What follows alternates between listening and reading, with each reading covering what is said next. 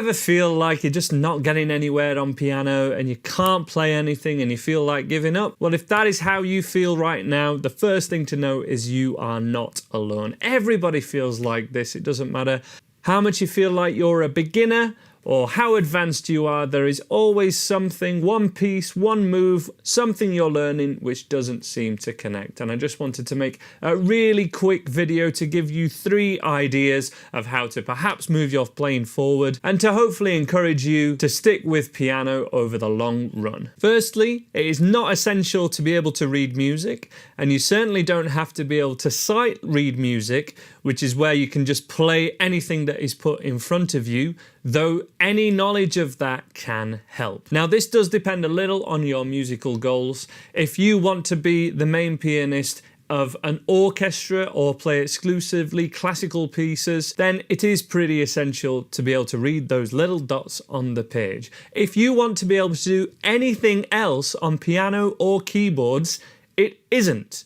Any knowledge or ability there will help, but it isn't essential to work towards that sight reading ability, the ability to be able to play anything that is in front of you written on the page. And the downside of learning to sight read is especially when that is the only thing people are able to do, because what can happen is you learn the pieces that you're learning with a teacher, you perhaps get in an orchestra or get to performing classical pieces, and this tends to happen at around the age of 16 to 18 when those opportunities are available to you, and then after that you stop because those opportunities to perform are no longer available for you, and you were not taught and you did not learn the skill of being able to just sit in front of a piano and play whatever is on your mind and play freely without the dots in front of you. Many people that learn the sight reading ability have no ability to play without those pieces of paper in front of them, and that is not what I wanted. When I was seeing people such as Elton John or Billy Joel playing on the TV when I was a young child, watching my heroes on TV, they did not have sheet music in front of them. When I've been paid to perform with cover bands and function bands and corporate bands over the years, anytime we have sheet music in front of us, it's sort of deemed as cheating because your priority needs to be that you've already learnt the music so you can give the audience a good show. And the crime of that traditional way that everyone believes piano should be taught is that when people are taught to read sight music alone, they stop. They stop at far too young an age, especially by the time people get in their 20s, people who learn to sight read primarily stop wanting to play at all, and it is such a crime. You can tell this subject really grinds my gears, and that is something that I really want to help you guys with. With that in mind, tip number 2 is just how much technology can help these days. Of course, we all see the ads. I'm sure there was an ad in front of this video advertising some app or something that allows us to be able to play piano without even trying. Just follow this new app or this new bit of software. And while some can be gimmicky, some really, really help.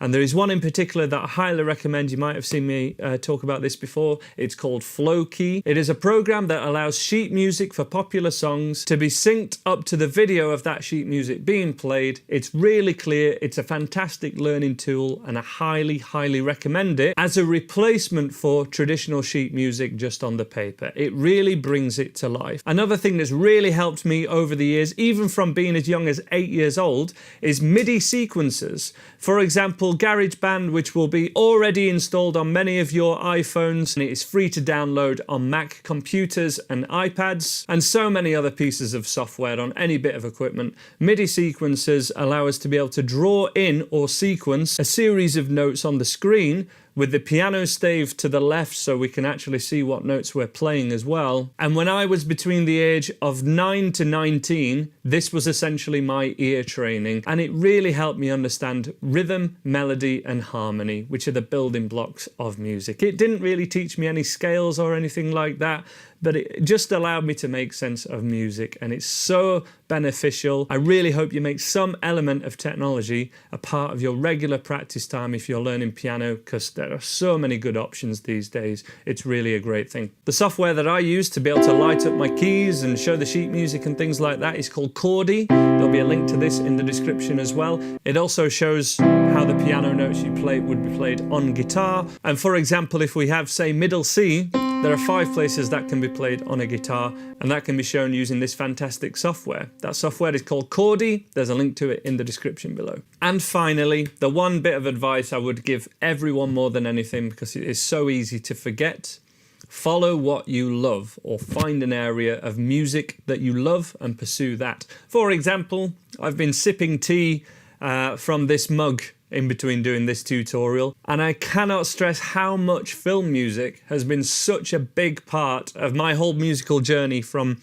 learning piano to learning sequencing as we did before, to even studying film music and the film composer Danny Elfman as part of my degree. Maybe for you it isn't film music, maybe for you it's hip hop, maybe it's an advert that you heard, a song you heard on the radio, something you remember from childhood. Whatever it is, you have to hold on to that and follow that, but also know that at some point it is going to become work. It is study, it is practice, and we all have to remember to put in the work no matter what we're trying to learn. So to recap, no, you don't have to read sheet music. Yes, you should use some technology, but find the one that connects with you. I really recommend MIDI sequencing and GarageBand and things like that. And of course, follow what you love, but remember to put in the work. If that's something that interests you, give this video a like and subscribe to this Andy Piano YouTube channel. I'm doing these videos every week, and I really hope they help you to play piano. Let me know where you're at in your piano journey in the comments below, and I hope to see you in the next video.